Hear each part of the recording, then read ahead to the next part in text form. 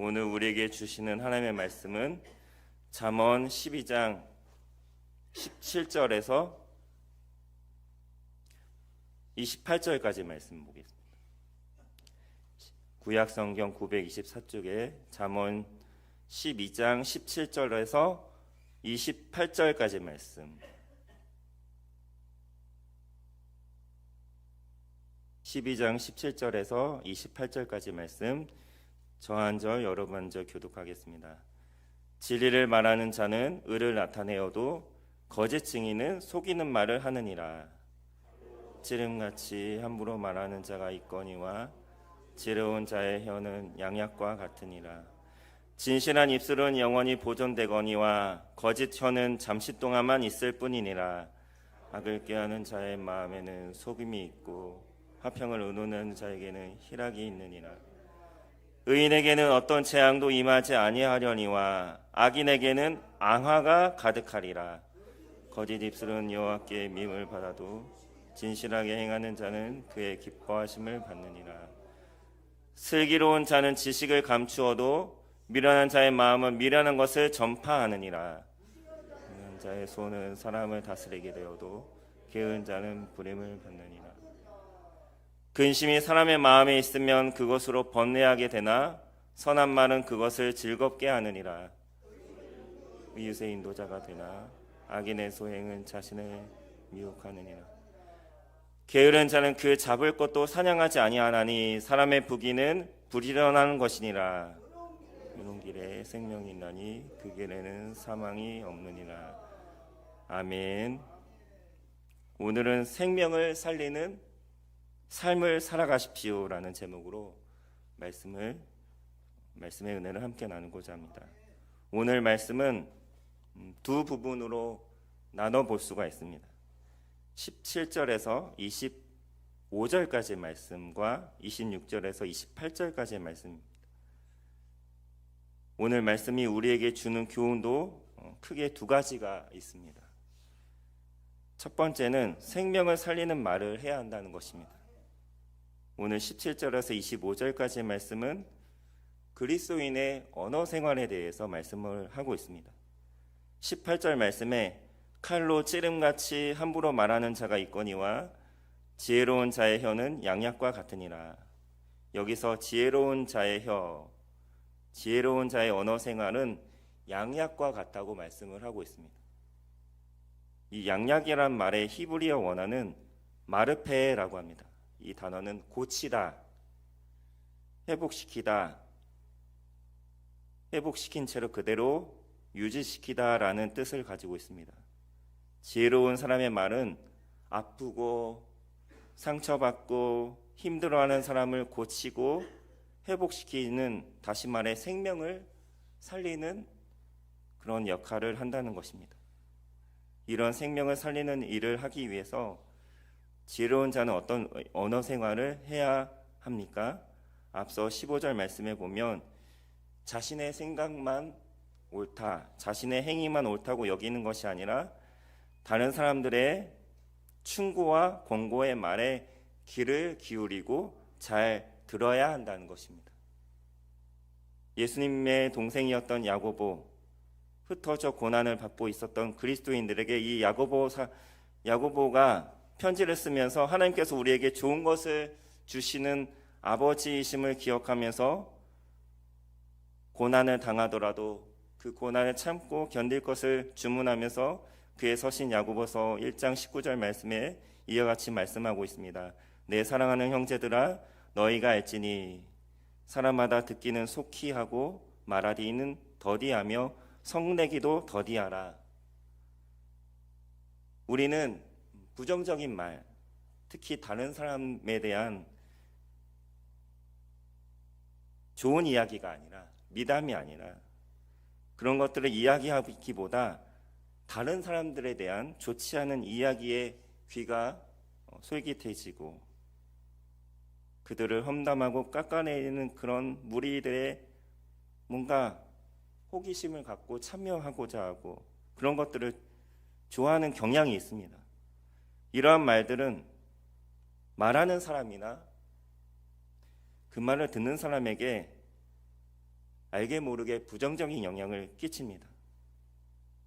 그 말의 당사자에게 그 말이 흘러 들어갔을 경우에는 아주 치명적인 상처를 주게 되는 것이죠. 남을 비판하고 험담하는 말을 들으면 깊이 생각해 보지도 않습니다. 그 말의 진위 여부를 따질 마음도 없습니다. 그런 생각도 하지 않고 그 말에 암묵적으로 동의를 하면서 그 말을 또 다른 사람들에게 옮길 때가, 전파할 때가 얼마나 많은지 모르겠습니다. 그래서 우리는 잘 듣고 우리가 들은 그 말을, 그 내용을 깊이 2번, 3번 생각하고 판단해서 잘 말해야 한다는 것이죠. 무엇보다 하나님 앞에서, 우리가 하나님 앞에 있다는 사실을 잊어서는 안 될 것입니다. 올바른 언어 생활을 해야 합니다. 그래서 그러기 위해서는 진실함이 무엇보다 필요합니다.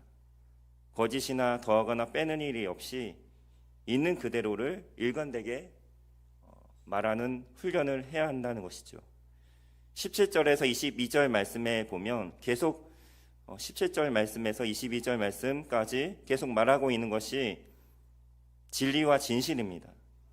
우리는 우리의 속 깊은 내면을 다 꿰뚫어 보고 계시고 모든 상황을 다 감찰하고 계시고 우리의 모든 것을 다 알고 계시는 하나님 앞에 거짓이 없이 진실되게 말하는 삶을 살아가야 합니다. 하나님께서는 그렇게 진실되게 말하는 자들을 영원히 지켜주시고 평안과 기쁨을 허락하시고 재앙과 근심을 면하게 하시며 하나님의 기쁨이 되게 하실 것이라고 오늘 본문은 우리에게 말씀을 하고 있습니다. 사랑하는 성도 여러분, 바라옵기는 생명을 살리는 말을 하는 저와 여러분이 될 수 있기를 간절히 소원합니다. 물론 우리가 매 순간 다른 사람들에게 상처를 주지 않고 항상 부드럽고 따뜻한 말, 선한 말만 하면 좋겠지만, 생명을 살리는 말만 하면 좋겠지만 그렇게 하지 못할 때가 많죠. 그래서 우리는 항상 우리 자신의 언어 생활이 어떠한가를 말씀에 비추어 하나님 앞에서 항상 돌아봐야 한다는 것이죠. 2번째, 오늘 본문이 우리에게 주시는 교훈은 생명을 살리는 삶을 살아가야 한다는 것입니다.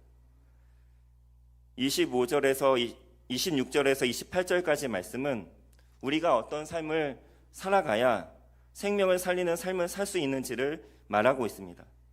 26절에서 의인은 즉 생명을 살리는 사람은 그 이웃의 인도자가 된다고 말씀을 하고 있습니다.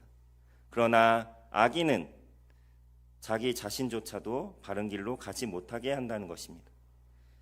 27절 말씀에서는 악인은 게으른 자인데 얼마나 게으릅니까? 충분히 팔만 벌리면 잡을 수 있는 사냥감도 잡지 않을 정도로 게으르다는 것이죠. 그러나 생명을 살리는 의인은 부지런히 살아간다는 것입니다. 28절 말씀에서는 생명을 살리는 사람은 공의로운 삶의 길을 걸어가는데 그 길에는 사망이 없다고 말씀을 하고 있습니다.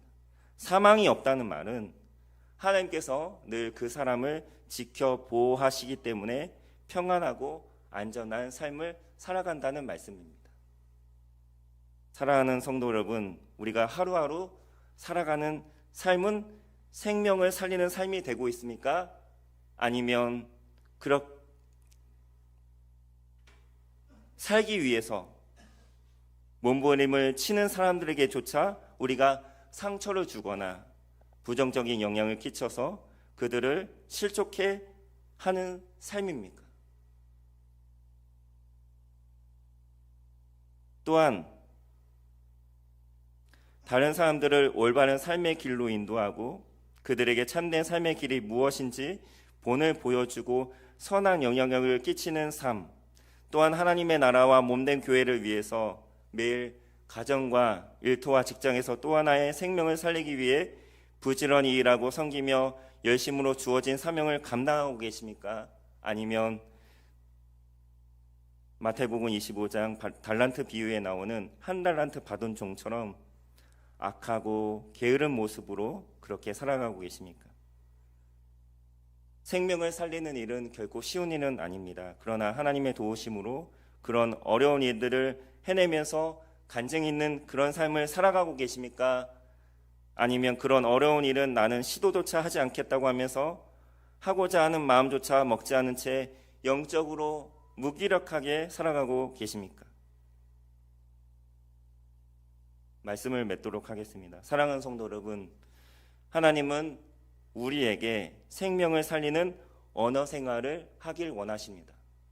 하나님 앞에 그 어떤 부끄러움과 거짓이 없이 정직하고 진실한 말을 하고 그렇게 살아가기를 또한 원하고 계십니다. 또한 말만 그럴듯하게 하는 것이 아니라 생명을 살리는 삶을 적극적으로 살아가기를 원하고 계십니다. 우리가 이것을 기억하면서 오늘도 생명을 살리는 하루하루의 삶을 살아가시는 저와 여러분 모두가 될 수 있기를 간절히 소원합니다. 기도하겠습니다. 하나님 아버지, 은혜를 참으로 감사를 드립니다. 오늘 들은 말씀을 따라 지혜로운 자가 되게 하셔서 우리가 하는 말과 행동을 통해 우리 삶을 통해 또 하나의 영혼을 구원에 이르게 하며 또 하나의 생명을 살리는 일을 감당하는 우리 모두가 되기를 간절히 소원합니다. 우리를 생명의 길로 이끌어 주시고 우리 또한 많은 사람들을 생명의 길로 구원의 길로 인도하는 오늘 하루의 삶이 되게 하여 주시옵소서. 감사를 드립니다. 살아계신 예수님의 이름으로 기도합니다. 아멘.